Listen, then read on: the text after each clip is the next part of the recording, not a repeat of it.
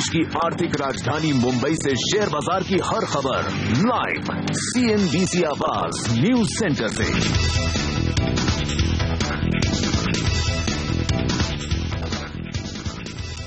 भारतीय बाजारों में दिखी कल शानदार तेजी और दिन के उच्चतम स्तर पर जाकर बंद हुआ सेंसेक्स और निफ्टी। बड़ा सवाल है कि आज दुनिया भर की मजबूती का फायदा लंबे वीकेंड के पहले बाजार उठा पाएंगे या फिर आईटी शेयर बनाएंगे भारतीय बाजारों पर दबाव। ऐसे में क्या हो आपकी रणनीति, इस पर होगा हमारा खास फोकस। नमस्कार, मार्केट काउंटडाउन में आप सबका स्वागत है। मैं हूं अनिल सिंह। नमस्कार और मैं हूं हेमंत घई। जी हां, कल आईटी सेक्टर कुछ खास अच्छा प्रदर्शन तो नहीं दिखा रहा था, लेकिन ठीक ठाक प्रदर्शन था। लेकिन बैंकिंग स्टॉक्स ने बेहद कमजोर प्रदर्शन दिखाया था और ये वो पॉकेट था जो दबाव बनाने का काम कर रहा था। बैंक निफ्टी देखिए लाल निशान में जाकर बंद हुआ। इतनी अच्छी रैली में इसने पार्टिसिपेट नहीं किया और PSU बैंकिंग स्टॉक्स कल्पित थे बड़े, जिनके चलते भारतीय बाजारों में थोड़ा सा प्रेशर देखने को मिल रहा था। लेकिन फिर भी आप देखिए आज का सत्र काफी इंपॉर्टेंट है और SGX निफ्टी यही संकेत दे रहा है कि 8000 के स्तर के ऊपर हम जा सकते हैं। दुनिया भर के बाजारों से किस तरह के संकेत मिल रहे हैं, आइए इस पर बात करते हैं। हमारे साथ आशीष वर्मा जुड़ चुके हैं। आशीष, गुड मॉर्निंग। बताइए किस तरह के संकेत हैं। ग्लोबल इक्विटी मार्केट्स आपको काफी बेहतर नजर आएंगे। अमेरिकन मार्केट्स में ध्यान रखें, एक तो कल महीने का आखिरी ट्रेडिंग सेशन के साथ साथ क्वार्टर का लास्ट ट्रेडिंग सेशन था और एक अच्छा मोमेंटम था। 1.5 से 2.25% के आसपास का उछाल था। दोपहर के बाद वहां पे एक अच्छा बाइंग मोमेंटम आया और फाइनली दिन के हाईज पे जाके अमेरिकन मार्केट्स क्लोज हुए हैं। और खास तौर पे जो ग्लोबल इक्विटी मार्केट्स में अच्छा मोमेंटम था, अच्छी रैली थी, उसका भरपूर फायदा अमेरिकन इक्विटी मार्केट्स को भी मिला है। पर ध्यान रखें, पूरे क्वार्टर के लिए तो पिछले 4 सालों में सबसे कमजोर क्वार्टर रहा है। Q3 में, यानी कि बीता क्वार्टर जो खत्म हुआ है, तिमाही जो खत्म हुई है, 7% अमेरिकन मार्केट्स करेक्ट हुए, जो साल 2011 के बाद से सबसे कमजोर क्वार्टरली परफॉर्मेंस था। कल के ट्रेडिंग सेशन में क्या हुआ? कल के ट्रेडिंग सेशन में ध्यान रखें, बाजार मान रहा था कि परसों के जो लोज थे उन्होंने सक्सेसफुली रीटेस्ट कराया अगस्त के लोज को और उसके बाद शायद भरोसा था कि बाजार बहुत ज्यादा नीचे नहीं जाएगा, इसलिए शॉर्ट कवरिंग यानी कि मंदी के सौदे कटे, इसका फायदा मिला। बहुत ज्यादा फ्रेश बाइंग अमेरिकन मार्केट्स में कल भी देखने को नहीं मिली है। कुछ लोग मान रहे थे कल दोपहर के बाद से अच्छा मोमेंटम आया था, इसीलिए भी आया था क्योंकि क्वार्टर क्लोजिंग थी तो लोग मैनेज करना चाहते थे इंडिसेस को। इसके अलावा यूरोपियन मार्केट्स में तो कल हमें इंडिकेशन मिल ही रहता है अच्छा सेशन चल रहा है और फाइनली दिन के हाईस पे जाके यूरोप बंद हुआ है। 2.5% के आसपास का पॉजिटिव मूव था।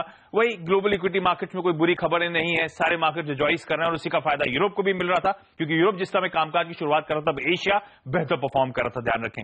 लेकिन ग्लेनकोर एक ऐसी कंपनी जिससे मेटल्स बड़े जिटरी रहे या फिर ग्लोबल क्यूज ऑफ लेट लिए जा रहे हैं, कल ग्लेनकोर के स्टॉक में 14% के आसपास का उछाल था। लगातार दूसरा सेशन था जब बेहद स्ट्रांग मोमेंटम वहां पे देखने को मिला है। इस कंपनी का स्पेसिफिक कहना है कोई सॉल्वेंसी के इश्यूज नहीं है और कमोडिटी मार्केट में दिक्कतें आ रही हैं, उसे रिवाइव करने के लिए अपने आप को लगातार स्टेप्स उठाने की कोशिश कर रहे हैं। एशिया आपकी स्क्रीन पर आएगा।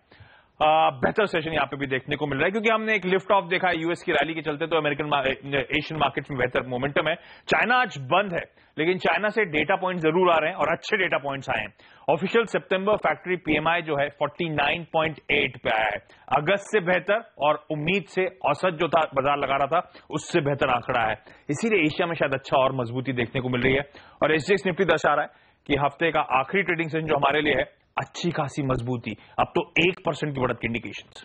बिल्कुल, शुक्रिया आपका। जी अब 8050 पर अब SGX निफ्टी पहुंचता हुआ। ग्लोबल मार्केट्स ने साफ तौर पर भारतीय बाजारों का मूड सुधारा है और चाइना का PMI डेटा भी अच्छा है।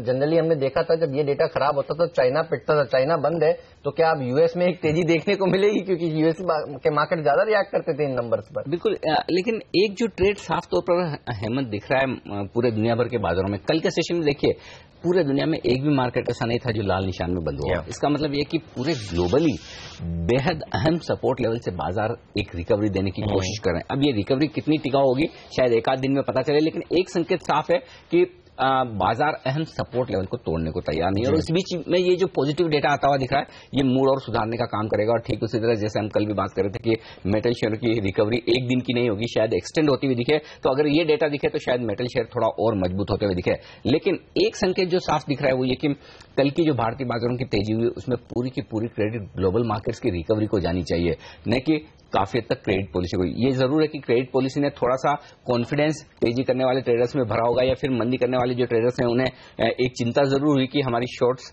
बहुत ज्यादा अब फेवरेबल नजर नहीं आ रही। लेकिन अल्टीमेटली जो तेजी हुई वो तेजी इस वजह से हुई कि दुनिया भर के बाजार बेहतर होते हुए दिख रहे हैं। अदरवाइज बैंक निफ्टी भी तेजी में ज्यादा अच्छा पार्टिसिपेट करता है, या फिर लीडरशिप बैंक निफ्टी से आनी थी अगर पॉलिसी की वजह से तेजी होती है। तो जब तक ग्लोबल मार्केट्स मजबूत है तब तक मुझे लगता है कि ट्रेडर्स के लिए घबराने की जरूरत नहीं, मोमेंटम ऊपर की तरफ आता हुआ दिख रहा है। जो कल हम बात कर रहे थे कि 7,925 के ऊपर की अगर एक क्लोज मिल जाए तो उससे बढ़िया बात हो नहीं सकती है। दिन के हाई पॉइंट पर जाने के बाद बाजार बंद हो रहे हैं। आज जो फॉलोअप खरीदारी पूरे दुनिया भर के बाजारों में आती हुई दिख रही है वो हमारे लंबे वीकेंड के पहले भी मूड को पॉजिटिव रखेगी। तो एक बहुत ही बेहतरीन संकेत दुनिया भर के मार्केट से आता हुआ दिख रहा है, और साथ ही चाइना की खबरें भी पॉजिटिव है। चलिए, गैप अप ओपनिंग के लिए आज भी फिर से आप तैयार हो जाइए, लेकिन एफआईएस का डेटा देखिए, एक बाय का फिगर आया काफी दिनों के बाद, 117 करोड़ की ही बाय है। डीआईएस का 192 करोड़ रुपीस का सेल फिगर, लेकिन अपोलो इंडिया की जो प्राइवेट इक्विटी डील थी डिश टीवी वाली, वो एडजस्ट करके देखना होगा शायद इस डेटा को। डेटा इसमें कोई डाउट नहीं कि कैश मार्केट काफी बेहतरीन है, और अच्छी बात है कि कैश मार्केट में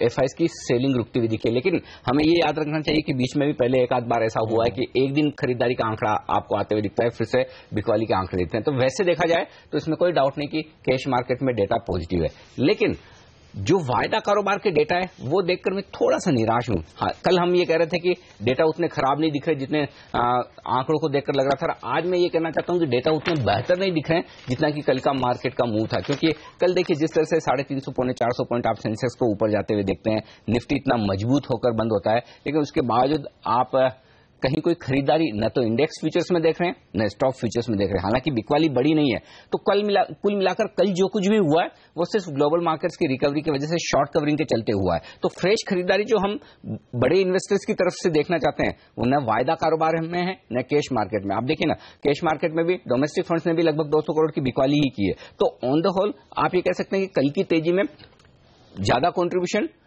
शॉर्ट कवरिंग का था, और एफआईएस के बजाय ट्रेडर्स की तरफ तेजी की तरफ ज्यादा कंट्रीब्यूशन होता हुआ दिखा, फंड्स ने कम पार्टिसिपेट किया है। तो डेटा आपको थोड़ा सा सावधान रहने की ओर इशारा कर रहे हैं। बुरे नहीं है, लेकिन उतने अच्छे नहीं कि जिसके दम पर आप ये सोचे कि बाजार की ये कल की तेजी जायज थी। तो फॉलोअप एक्शन आज होता हुआ नजर आए। हाँ, ये जरूर है कि अगर आज फिर से आपको कैश मार्केट में एफआईएस का एक डेटा पॉजिटिव दिखे तो फिर अगले हफ्ते के लिए बहुत ही बेहतरीन संकेत होते हुए दिखेंगे कि 2-3 दिन एफआईएस ने कैश मार्केट में बिकवाली रोक दी तो फिर बाजार काफी तेजी से भाग सकते हैं। ऑलराइट, चलिए वक्त है फिलहाल एक छोटे से ब्रेक का। ब्रेक के बाद चर्चा होगी एफएनओ से मिल रहे संकेतों की, और चर्चा होगी आज के बाजार को आपको किस तरह से ट्रेड करना चाहिए।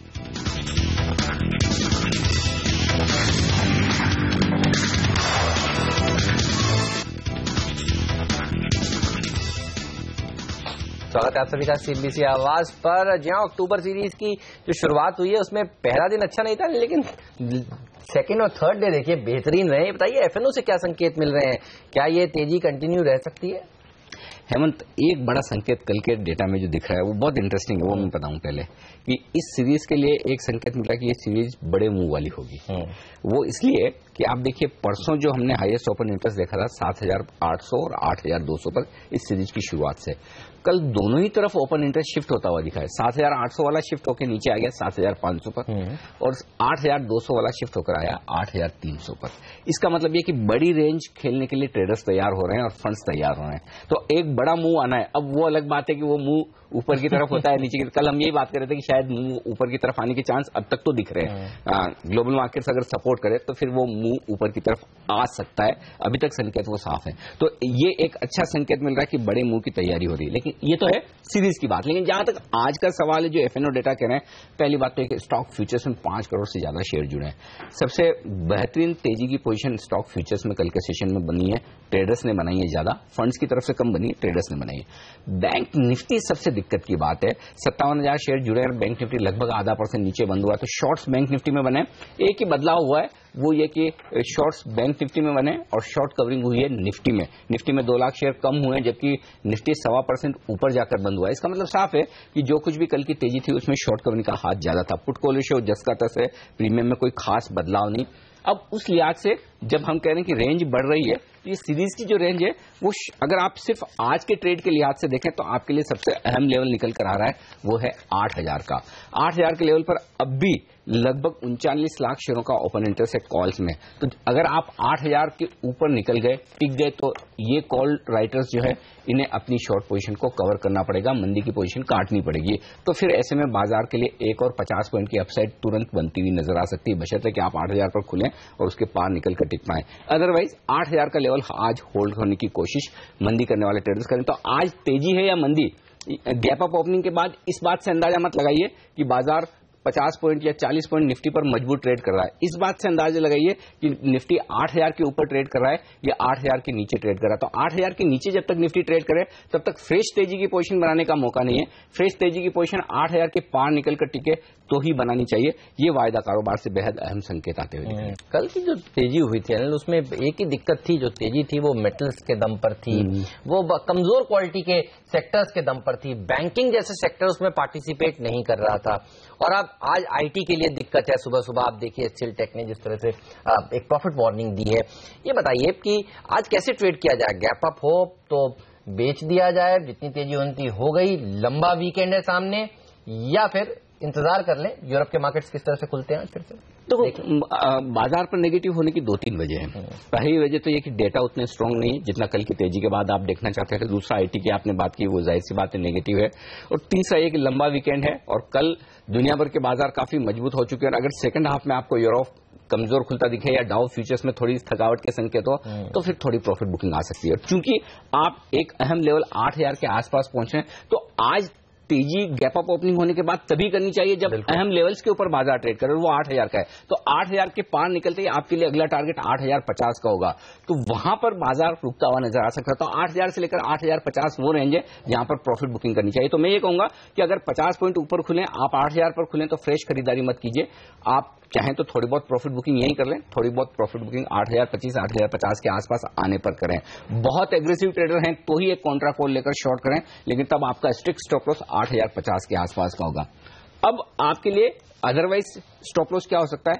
7,875, 7,900, ये बहुत स्ट्रॉन्ग सपोर्ट है। और जब तक आज ये सपोर्ट ना टूटे तब तक कहीं कोई घबराने की जरूरत नहीं। अगर किसी भी वजह से 7,875 के नीचे बाजार ट्रेड करने लगे तो फिर आप अपनी सारी की सारी तेजी की पोजीशन को खत्म कर लीजिए और वीकेंड को आराम से अगले मंडे को आकर देखिए कि अपनी नई पोजीशन क्या बनानी है। तो 7,875 बेहद स्ट्रॉन्ग लेवल है, जो तोड़ते ही बाजार फिर से ये कहेगा कि हमने जो तेजी की तरफ का करेक्शन था वो पूरा कर दिया है, अब फिर से बाजार का डाउन टर्न शुरू हो सकता है। तो उस लेवल पर जरूर नजर रखिए। लेकिन मुझे लगता है एक मजबूत शुरुआत होने के बाद थोड़ी प्रॉफिट बुकिंग ऊपर आएगी और ट्रेडर्स के लिए एक डिसिसिव पॉइंट, एक निर्णायक जो पॉइंट है वो 8,000 का है। 8,000 के ऊपर तेजी के मूड में और 8,000 के नीचे मंदी के मूड में।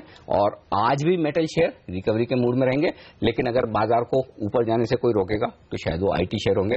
तो दिक्कत की बात सेक्टर चर्निंग की है, अदरवाइज संकेत मिले जुले हैं आज के लिए। चलिए वक्त है फिलहाल एक छोटे से ब्रेक का, लेकिन ब्रेक के बाद आज सुबह की सबसे बड़ी खबर पर फोकस करेंगे। जी हां, एचसीएल टेक ने जिस तरह से प्रॉफिट वार्निंग दी है और ब्रोकरेज ने अब लक्ष्य घटाने शुरू किए हैं, आईटी कंपनियां आज किस तरह से प्रदर्शन दिखाएंगी, खास तौर पर एचसीएल टेक में आपको क्या रणनीति बनानी चाहिए, इस सब पर बात करेंगे ग्लोबल इक्विटी रिसर्च के मैनेजिंग डायरेक्टर ट्रिप चौधरी से ब्रेक के उस पार।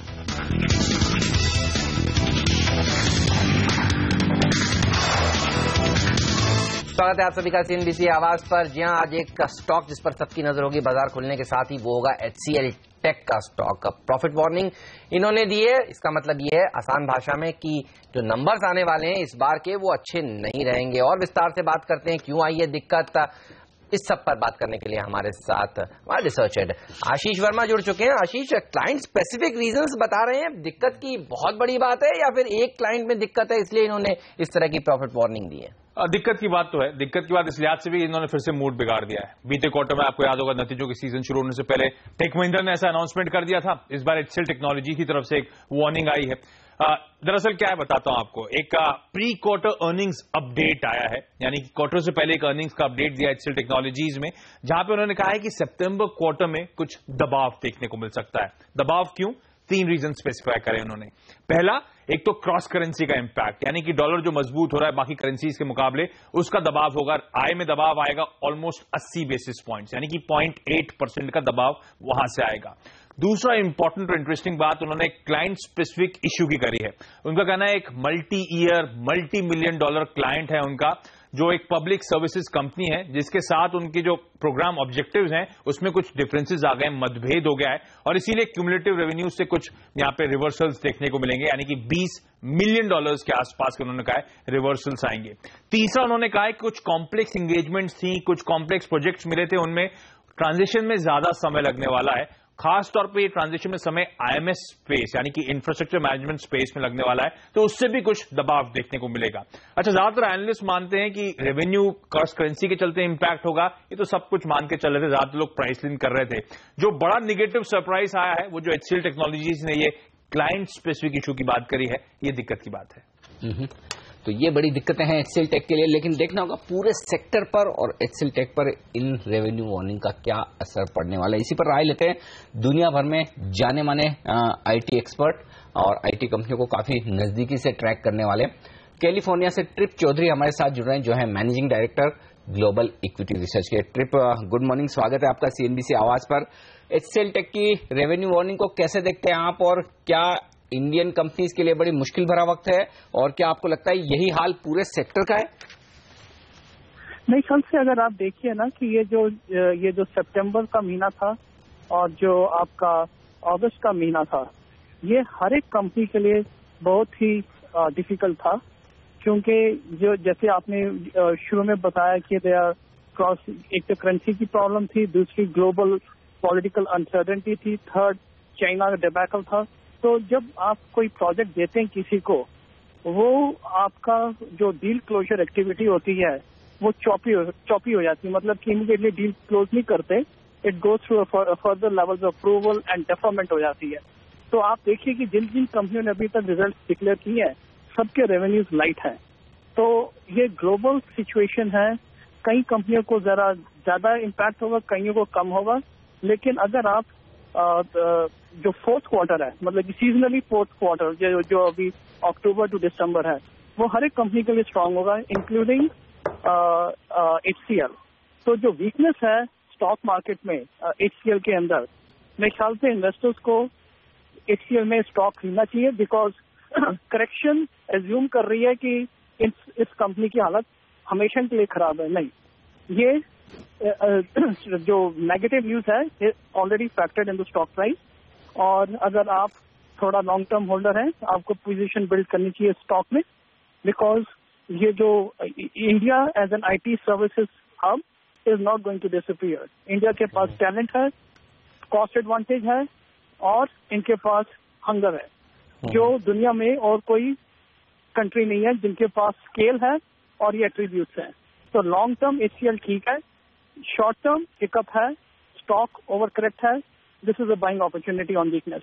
कमजोरी में खरीदारी करें, ये कहना है ट्रिप का। लेकिन ट्रिप ये बताइए फिर, अब सबकी नजर इन्फोसिस के ऊपर भी है। 5 ट्रेडिंग सेशंस बाद अब 12 तारीख को इन्फी के नंबर्स भी आने वाले हैं, वहां से क्या एक्सपेक्टेशंस है आपकी, और IT सेक्टर इस बार किस तरह के ग्रोथ दिखा सकता है? देखो, ये जो करंट क्वार्टर है ना, मोस्टली सारे कंपनीज रेवेन्यू मिस करेंगे। ऑलराइट। ये क्योंकि ये जैसे आपको मैंने बताया कि यूरोपियन क्राइसिस, ये रिफ्यूजी क्राइसिस, आप बताओ कौन सी क्राइसिस नहीं हुई इस 2 महीनों में। जब इतना अनसर्टेनिटी होता है तो जो कस्टमर होता है वो ब्रेक लगा देता है, वो डील्स को क्लोज नहीं करता। काम चाहिए उसको, लेकिन अनसर्टेनिटी में उसको खुद जस्टिफिकेशन नहीं कर पाता वो CFO को, बिकॉज उनका खुद का बिजनेस अनसर्टन हो जाता है। इस सिचुएशन में आपको ये जो टॉप लाइन मिस हर एक कंपनी का, ऑरेकल का देख लीजिए, टॉप लाइन मिस था उस कंपनी का भी, SAP का भी टॉप लाइन मिस था। तो लेकिन चक्कर क्या है कि ये अंडरस्टैंडेबल है स्टॉक, लेकिन जो आपका जो सीजनली स्ट्रांग है फोर्थ क्वार्टर, उसके बेसिस पे आपका स्टॉक ट्रेड करेगा। Not stock market is always forward looking, not backward looking, and they don't believe in coincident indicators, they believe in leading indicators. उस बेसिस पे मैं कहूंगा कि ये जो फोर्थ क्वार्टर स्ट्रांग होगा, फोर्थ क्वार्टर के गाइडेंस की वजह से इन्फोसिस भी ऊपर जाएगा, HCL भी ऊपर जाएगा, almost every IT services company ऊपर जाएगा फोर्थ क्वार्टर के लिए। उसके आगे क्या होता है ये हमें भी रिसर्च करनी पड़ेगी, लेकिन फोर्थ क्वार्टर हर एक इंडियन IT सर्विसेज के लिए बहुत स्ट्रांग होगा। अगर वीकनेस है आपकी किसी भी स्टॉक में, आपको पोजीशन बिल्ड करनी चाहिए to play the fourth quarter. बिल्कुल, तो I mean calendar year fourth quarter, not fiscal year. जी, तो वाकई में ट्रिप, आज सुबह आपकी इतनी कॉन्फिडेंट आवाज सुनकर अच्छा लगा कि चलिए जब सब लोग आईटी सेक्टर के लिए नेगेटिव बात कर रहे हैं तो कहीं से पॉजिटिव खबर आती हुई दिख रही है और अच्छा एनालिसिस आपकी तरफ से आ रहा है सीधे सिलिकॉन वैली कैलिफोर्निया से, जो कि दुनिया भर में आईटी कंपनियों के लिए सेंटर है। शुक्रिया ट्रिप आपका ये एक क्विक एनालिसिस हमारे दर्शकों के साथ शेयर करने के लिए। तो ट्रिप चौधरी ये कह रहे हैं कि चौथी तिमाही ज्यादा अहम है आईटी कंपनियों के लिए और ऐसे में ये तिमाही रेवेन्यू के लिहाज से सारी कंपनियों के लिए मुश्किल भरी होगी, लेकिन गिरावट में खरीदारी करने की राय। लेकिन ट्रिप की जो राय है उससे ब्रोकरेज हाउस कितने सहमत हैं या फिर एचसीएल टेक और आईटी शेयरों को वो डाउनग्रेड कर रहे हैं, ये जानते हैं। आशीष सारी ब्रोकरेज रिपोर्ट्स लेकर हमारे साथ है। आशीष, क्या कर रहे हैं ब्रोकरेज हाउस? थोड़े से स्ट्रांग है अपनी वर्डिंग्स में ब्रोकरेजेस। हेमंत ने एक सवाल उठाया था कि सिर्फ एचसीएल टेक की दिक्कत है या फिर बाकी आईटी स्पेस की। अभी तो क्रॉस करेंसी तो सबकी दिक्कत है, लेकिन जो क्लाइंट स्पेसिफिक इशू है वो लग रहा है सिर्फ एचसीएल टेक ही सीमित है। बाकी आईटी कंपनीज में वो इश्यूज अब तक क्रॉप अप नहीं हुए। जहां तक ब्रोकरेजेस की बात है, मैंने कहा था स्ट्रांग रिपोर्ट्स आई हैं। कोटक इंस्टीट्यूशनल इक्विटीज का कहना है ये एक वन ऑफ फैक्टर है जो कोटक को इंपैक्ट करेगा, लेकिन स्ट्रीट शायद अब इस बात को फोकस करना चाहेगी कि इस कंपनी के ग्रोथ प्रोस्पेक्ट्स लगातार डिटोरिएट हो रहे हैं, क्योंकि आईएमएस जो इसका ब्रेड एंड बटर कारोबार है वहां पे लगातार कंपटीशन बढ़ रहा है। इसके अलावा इसका एप्लीकेशंस पोर्टफोलियो कमजोर है, डिजिटल स्पेस में कंपनी अपने पीयर से पिछड़ रही है, तो ये सब दिक्कतों की बात है। सितंबर 2015 उनका कहना है लगातार तीसरा कॉन्जिक्यूटिव क्वार्टर, यानी कि लगातार तीसरी क्वार्टर ऐसा है जहां पे अर्निंग्स में डाउनग्रेड हो रहे हैं इस कंपनी के। तो कॉशियस रहना, सतर्क रहना इस कंपनी को लेकर जरूरत है। इन्होंने अपना जो वैसे भी बिलो कंसेंसस एस्टिमेट्स थे 2 से 3% अगले साल के घटा दिए ईपीएस के, और जो लक्ष्य है पहले 900 रुपए था उसे घटाकर 875 रुपए कर दिया, यानी कि कल की क्लोजिंग से 11% का डाउनसाइड इन्हें नजर आता है। डॉइचे बैंक का मानना है कि वो जो सेल की रिकमेंडेशन एचसीएल टेक पे ऑलरेडी थी उसे रिआइटरेट करना चाहते हैं, फिर से उसे मेंशन करना चाहते हैं। 675 का टारगेट ये लेके चल रहे हैं। उनका मानना है अगले साल की कंसेंसस एस्टिमेट से और कटौती 5% के आसपास देखने को मिलेगी। फाइनली गोल्डमैन सैक्स की भी एक रिपोर्ट आई है। उनका कहना है ये पहली बार ऐसा हो रहा है कि एचसीएल टेक कोई क्लाइंट स्पेसिफिक इशू हाईलाइट कर रहा है, तो दिक्कत की बात है। वो अपने एस्टिमेट्स, टारगेट प्राइस को फिलहाल रिव्यू में रख रहे हैं, अंडर रिव्यू रख रहे हैं, वेट करेंगे और डिटेल्स का, उसके बाद कुछ कॉल लेना चाहेंगे इस काउंटर पर। ऑलराइट, शुक्रिया आपका आशीष इस जानकारी के लिए। वक्त है ब्रेक का। ब्रेक के बाद हम आपको बताएंगे और कौन से वो 10 स्टॉक्स हैं जिस पर आज आपकी नजर होनी चाहिए। एचसीएल टेक तो हमने आपको बताया, लेकिन बाकी के शेयर कौन से हैं, ये सब जानने के लिए बने रहिए सीएनबीसी आवाज के साथ।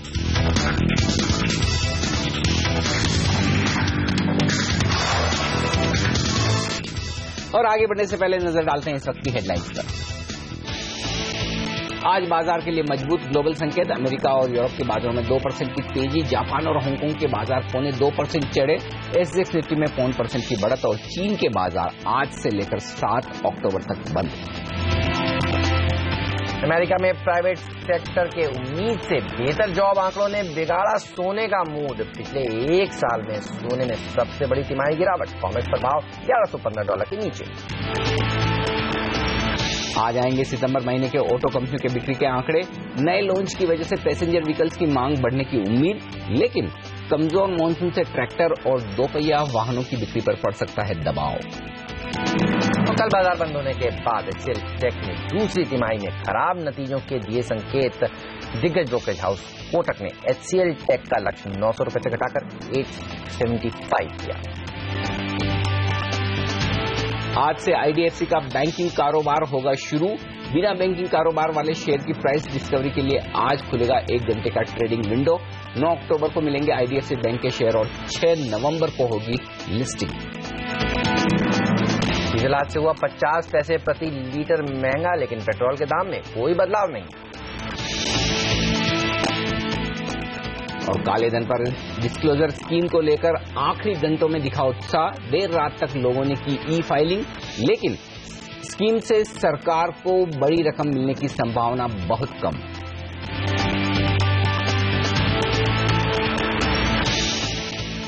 चलिए और अब जानते हैं कौन से वो 10 शेयर हैं जिस पर आज आपकी नजर होनी चाहिए। खुलते ही जहां पर एक्शन देखने को मिलेगा। नियति, पूजा त्रिपाठी, सोनम मेहता, वरुण दुबे हमारे साथ जुड़ चुके हैं। शुरुआत नियति आपके साथ, बताइए कहां रखें नजर आज? बैंकिंग कारोबार को अलग करने के बाद आईडीएफसी का शेयर आज एक्स बैंक ट्रेड करेगा। 1 घंटे का इसका प्राइस डिस्कवरी का विंडो होगा। 9 से 10 बजे के बीच में प्राइस डिस्कवरी दिखी जाएगी। आईडीएफसी बैंक के शेयर्स आईडीएफसी शेयर धारकों को 9 अक्टूबर को यहां पे जारी किए जाएंगे। इसकी लिस्टिंग 6 नवंबर को हो सकती है। मॉर्गन स्टैनले 20% की होल्डिंग कंपनी के डिस्काउंट को मद्देनजर रखते हुए 1 साल का इसका लक्ष्य ₹101 देख रहे हैं, जो कि करंट मार्केट प्राइस से 28% का डाउनसाइड पोटेंशियल दिखाता है।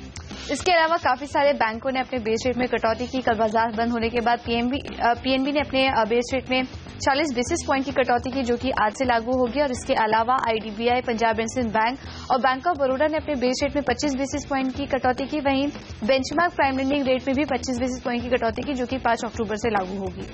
आज सारे के सारे बैंक फोकस पे रखेगा, खास करके ICICI bank, IDBI bank, SBI, IFCI, Canara bank और पीएफसी, जहां पर फाइनली दबौल पावर प्रोजेक्ट को लेकर या फिर उसको रिवाइव करने को लेकर एक फैसला लिया गया है।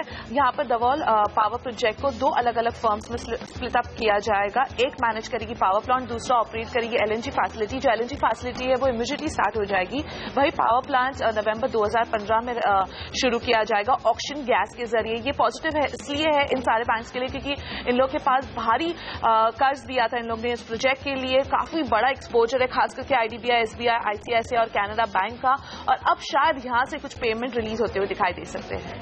कल मध्यरात्रि से डीजल की कीमतों में 50 रुपए प्रति लीटर की बढ़ोतरी की गई है। हालांकि पेट्रोल की कीमतों में कोई भी बदलाव नहीं किया गया है और इसका असर आपको एचपी, बीपी, आईओसी जैसे ऑयल मार्केटिंग कंपनीज पे देखने मिलेगा।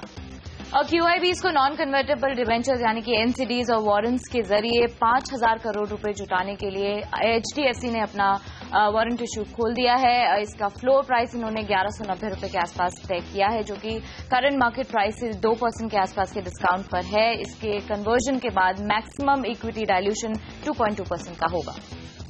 इसके अलावा पीएनजी के दाम में 86 पैसे पर क्यूबिक मीटर और सीएनजी के दाम में 1.35 प्रति किलो की कटौती हुई है, जो कि आज से लागू होगी, जिसके चलते गुजरात गैस के स्टॉक में आज एक एक्शन देखने को मिल सकता है। आज सारी की सारी ऑटो कंपनीज फोकस में रहेगी क्योंकि सारी कंपनियां अपने सितंबर महीने के बिक्री के आंकड़े घोषित करेगी, जो हमारे अनुमान के मुताबिक इस बार बेहतर रहेंगे फेस्टिव सीजन और नए लॉन्चेस के कारण। और पैसेंजर व्हीकल स्पेस में सबसे ज्यादा इसका फायदा मिलेगा। वही खराब मानसून के कारण, रूरल डिमांड कमजोर होने के कारण 2 व्हीलर्स और ट्रैक्टर्स के आंकड़े कमजोर रहेंगे और इसलिए 4 व्हीलर्स में अशोक लेलैंड फिर से आउट परफॉर्म करेगा। मारुति सुजुकी के आंकड़े मजबूत रहेंगे। टाटा मोटर्स और महिंद्रा की हालत ऑटो सेगमेंट में खराब रहेगी। ट्रैक्टर सेगमेंट में महिंद्रा की हालत बेहद ही खराब रहेगी, 30% की गिरावट दिखाई दे सकती है। वही एस्कॉर्ट्स की हालत भी खराब दिखाई देगी। 2 व्हीलर स्पेस पे हीरो मोटोकॉर्प, बजाज ऑटो के आंकड़े कमजोर रहेंगे। टीवीएस मोटर्स के आंकड़े सुस्त दिखाई देंगे। वही रॉयल एनफील्ड के कारण, जबरदस्त आंकड़ों के कारण आइशर मोटर्स के काउंटर पर खास नजर रहेगी।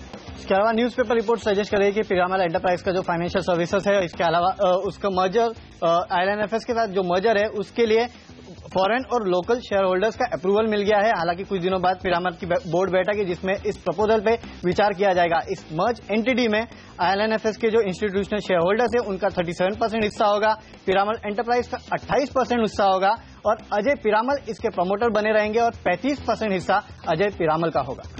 और नेस्ले इंडिया के लिए एक थोड़ी सी पॉजिटिव खबर आ रही है। एनसीडीआरसी यानी जो नेशनल रिड्रेसल कमीशन है, उसने नेस्ले इंडिया की वो अपील को मान लिया है जिसमें उनको नए टेस्ट नहीं करने होंगे। ये आपको बता दूं कि फसाए ने यहाँ पे एक अर्जी दी थी कि नेस्ले के जो पुराने सैंपल्स हैं उन पे नए टेस्ट किए जाएं और अब नेस्ले की ये अर्जी मान ली गई है कि इनको नए टेस्ट नहीं करने पड़ेंगे। मामले की पूरी सुनवाई 8 अक्टूबर को होगी। इसके अलावा जेएमसी प्रोजेक्ट में आज एक फंड एक्शन देखने को मिला है।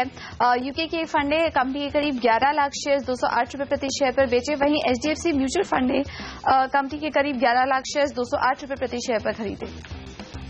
चलिए, बहुत शुक्रिया आप सभी का इस जानकारी के लिए। तो ये है वो स्टॉक जिस पर आपकी नजर होनी चाहिए। आज कैसे ट्रेड करें इन सब शेयरों को, इस सब पर बात करेंगे बाजार पर। बात करेंगे ब्रेक के बाद। एक्सपर्ट्स हमारे साथ जुड़ेंगे, प्रिसीजन बिजनेस सर्विस के किरण यादव, अल्टामाउंट कैपिटल के सुब्रमण्यम और आदित्य बिरला मनी के हेमंत ठुकराल भी जुड़ेंगे ब्रेक के बाद।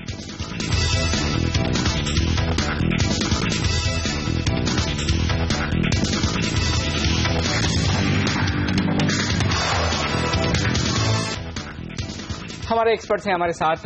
आज के सेशन की रणनीति बनाने के लिए करेंगे हमारी मदद। तकनीकी राय हम लेंगे प्रेसिजन इन्वेस्टमेंट सर्विसेज के सीएमडी किरण यादव से। वहीं फंडामेंटल राय देने के लिए हमारे साथ अल्टामाउंट कैपिटल के को हेड इक्विटीज के सुब्रमण्यम साहब भी कार्यक्रम में शामिल हो चुके हैं। आप दोनों का ही स्वागत है सीएनबीसी आवाज पर। एक क्विक चेक चार्ट्स पर पहले किरण, क्या कहीं कोई कल की क्लोजिंग को देखते हुए ब्रेकआउट के संकेत हैं? ट्रेडिंग रेंज के बाहर ऊपर निकलने की तैयारी है बाजार की, या फिर अभी भी मामला थोड़ा क्लियर नहीं है? क्या लेवल्स आप निफ्टी पर देख रहे हैं और अब तेजी करने वाले ट्रेडर्स के लिए स्टॉप लॉस का लेवल क्या होगा? Good morning Anil ji. 7925 एक एम लेवल था जो कि हम बहुत अच्छी तरह से कंसोलिडेट करते नजर आए पूरे दिन कल, और आखिरी आधे घंटे में या 45 मिनट्स में इसके ऊपर अच्छे वॉल्यूम्स के साथ गए। तो कोई भी ट्रेडर हो तो 7925 के नीचे उसका स्टॉप लॉस होना चाहिए, और ऊपर में 8000 8060 नेक्स्ट रेजिस्टेंस लेवल्स है जिसको टेस्ट करने की पूरी प्रोबेबिलिटी है। मेरे ख्याल से अंडरटोन बुलिश ही रहना चाहिए, क्योंकि जिस तरीके से मार्केट अपमूव दिया है, बहुत सारा शॉर्ट पोजीशंस है जो कि कल कटते हुए हमने देखे, पर मेरे ख्याल से और भी शॉर्ट पोजीशंस आने चाहिए। बैंक निफ्टी थोड़ा सा लगा रहा था, पर जैसे मैंने कल भी कहा था आपके शो में कि बैंक निफ्टी में नीचे जाते हुए हमने वॉल्यूम्स नहीं देखे। तो मेरे ख्याल से इधर से अगर थोड़ी सी भी मदद बैंक निफ्टी अगर देता है तो इजीली हम 8050 8060 जो कि बहुत ही अहम लेवल है, जो कि गैप के लेवल्स है, उन गैप को टेस्ट करते हुए नजर आएंगे। चलिए क्रिस का राय भी लेते हैं। हाय क्रिस, गुड मॉर्निंग। आप कैसे अप्रोच करेंगे भारतीय बाजारों को? देखा जाए तो हफ्ते का आखिरी कारोबारी दिन है, एक अच्छी रैली बन चुकी है। आज मुनाफा वसूली करनी चाहिए ट्रेडर्स को, या फिर और तेजी देखने को मिलेगी और 8000 के ऊपर की क्लोजिंग की एक्सपेक्टेशंस आज आप कर रहे हैं? आई थिंक ब्रॉडली जो भी मोमेंटम यहाँ पर हम देखें, आई थिंक इसकी आपको पूरा श्रेय आई थिंक आरबीआई की देना चाहिए, क्योंकि जहाँ पर एक 25 बिप्स का एक्सपेक्टेशन है वहां पर 50 तक किया, और उसके चलते हमने यहाँ पर अच्छी मोमेंटम देखी है। ऑफकोर्स कल आपको तो बैंकिंग क्षेत्र में थोड़ी बहुत मुनाफा वसूली देखे, लेकिन काफी सारे ऐसे ट्रिगर्स है जिसके आई थिंक काफी अहम रहेगी। डेफिनेटली टेक्निकली जो बता रहे थे, यहाँ पर एक ब्रेकआउट अच्छा खासा देखने को मिला है, और शायद आज का क्लोजिंग भी काफी अहम रहेगा। ट्रिगर्स के नतीजे अगर आप देखें तो ऑब्वियसली आज की जो टेक की जो थोड़ी बहुत नेगेटिव यहाँ पर इंपैक्ट है, मार्केट इसको किस तरह से डाइजेस्ट कर रहा है और इसका इंपैक्ट ओवरऑल टेक सेक्टर पे आ रहा है कि नहीं। क्योंकि अगर आप देखें तो एचसीएल टेक में अगर आप देखें तो लास्ट 3-4 हफ्ते में काफी अच्छी खासी बाइंग आई है, तो आज का रिएक्शन काफी अहम रहेगा। और बहुत सारे ऐसे ट्रिगर्स है जहां पर जैसे बिहार की जो इलेक्शन का एक एक्सपेक्टेशन है शायद एनडीए का के फेवर में है, तो ये सब जो ट्रिगर्स है काफी अहम रहेगा, और इस मोमेंटम को आगे बरकरार रखने के लिए आई थिंक ये सब ट्रिगर्स काफी अहम रहेगी। और obviously corporate results, I think Infy को जो शुरुआत तौर पे जो 11 तारीख को है, सो आई थिंक ये सब काफी इंपैक्ट रखेंगे। लेकिन मेरा मानना है कि शायद 8050 8100 उसके आसपास डेफिनेटली मुनाफा वसूली करनी चाहिए, और वेट एंड वॉच सिचुएशन एक बेटर स्ट्रैटेजी रह सकता है। 8000 8050 वो रेंज जहां पर करें आप मुनाफा वसूली, ये राय आती है सुब्रमण्यम साहब की। लेंगे एक छोटा सा ब्रेक, और ब्रेक के बाद फोकस होगा हमारा स्टॉक्स पर। आज ढेर सारे स्टॉक्स है जहां पर बड़ा एक्शन दिखने वाला है खबरों के दम पर, उन पर राय लेंगे, तैयार करेंगे आपके लिए रणनीति। बने रहिए हमारे साथ।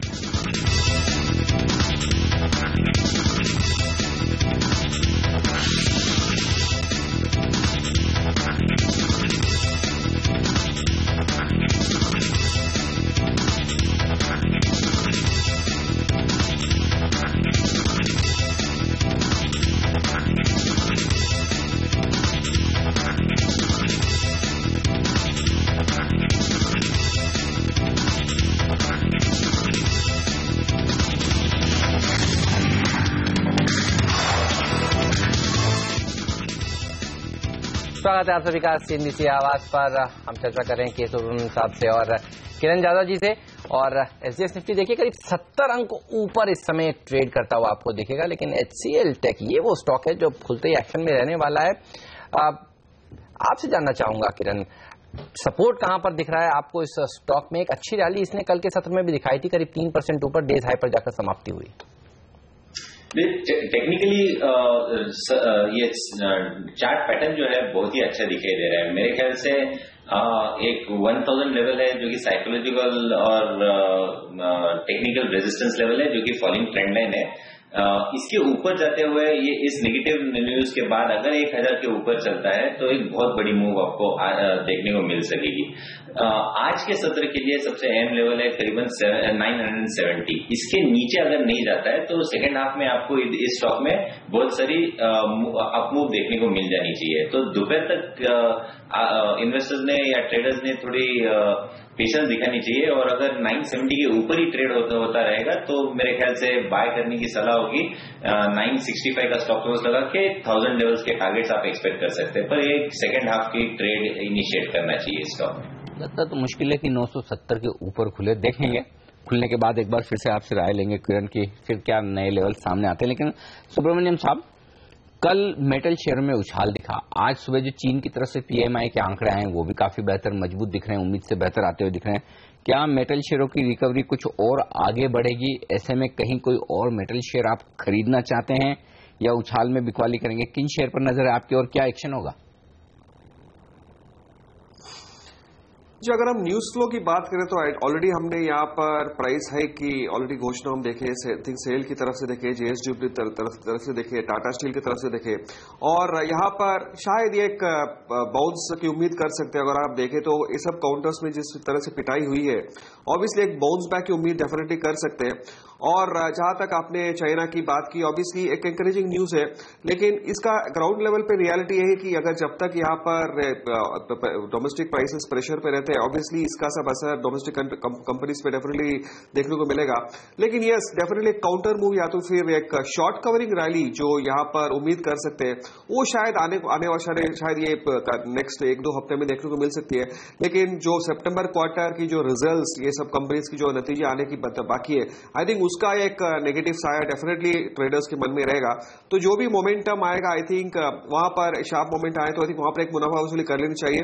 देन वेट एंड वॉच और बैकग्राउंड में आई थिंक यहाँ पर रिजल्ट का विश्लेषण करके फिर कोई भी नया एंट्री का प्लान बनाना चाहिए। मेरे ख्याल से यहाँ से कोई फ्रेश एग्रेसिव बाइंग का शायद मैं सलाह नहीं दूंगा। साहब, जिस तरह से सरकार अब कोशिश कर रही है कि दाभोल के पावर प्लांट को रिवाइव किया जाए, कुछ बैंक्स के लिए इसको पॉजिटिव बताया जा रहा है। IDBI, ICICI, IFCI, Canara bank और पीएफसी, ये वो लेंडर्स हैं जिन्होंने कर्ज दिया था इस प्लांट के लिए और एक रे ऑफ होप है फिर से जो जगी है। ये बताइए, इन बैंक्स में कौन सा बैंक आपको सबसे अच्छा लगता है जहां आप तेजी करना चाहेंगे इस खबर के चलते, और आप कैसे देख रहे हैं इस इवेंट को?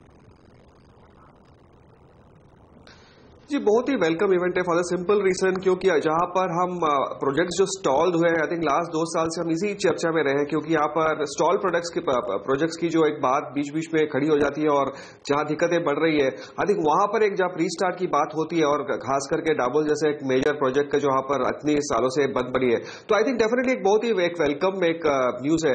और ऑफकोर्स इंडिविजुअल एक्सपोजर के तौर से अगर आप देखें तो मुझे इतना आइडिया नहीं है, लेकिन अगर मुझे ये 3-4 बैंक्स की जो बात की उसमें अगर मुझे चुनने का शायद मैं आईडीबीआई बैंक प्रेफर करूंगा फॉर द सिंपल रीजन हाल ही में यहां से जो भी आप बयान भी आ रही है मैनेजमेंट की तरफ से और न्यूज फ्लो काफी पॉजिटिव है, तो शायद यहां पर कोई भी शायद एंट्री मिले तो शायद आईडीबीआई बैंक में मेरा मानना है कि शायद एक बहुत दिन के बाद इस क्षेत्र में आईडीबीआई बैंक की चर्चा हो रही है तो आई थिंक वहां पर एक सीरियस एंट्री यहाँ पर बाइंग की एक शायद योजना बना सकती है और आई थिंक वहां पर एक लाइमलाइट पे रखना आई थिंक बेहतर स्ट्रेटेजी रहेगा।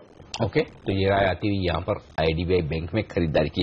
लेंगे एक छोटा सा ब्रेक और ब्रेक के बाद लौटेंगे, लेकर आएंगे आपके लिए प्री ओपनिंग सेशन, बताएंगे भारतीय बाजारों की कैसी होगी शुरुआत। और ये शुरुआत बेहद इंटरेस्टिंग होगी क्योंकि 75 अंक ऊपर हो चुका है। अब एसजीएक्स निफ्टी लगभग 1% की मजबूती बनती हुई दिख रही है, 8050 के बेहद अहम आंकड़े के करीब और 8000 के ऊपर खुलने की तैयारी बाजारों की।